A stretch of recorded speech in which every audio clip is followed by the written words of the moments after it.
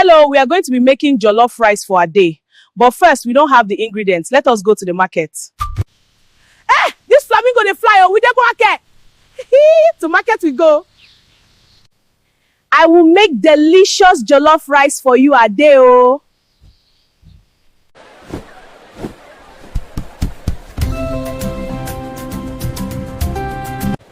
How much is it? 1,000 naira.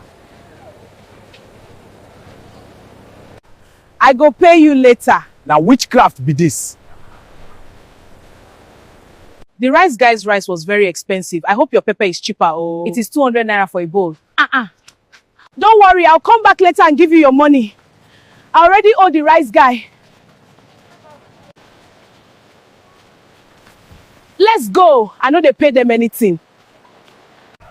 See those people for market, them think say them too smart, but we fly past them, now we be the real smart ones. This jollof is going to be spectacular. Go and bring your plate. Flamingo, come chop. Enjoy the food.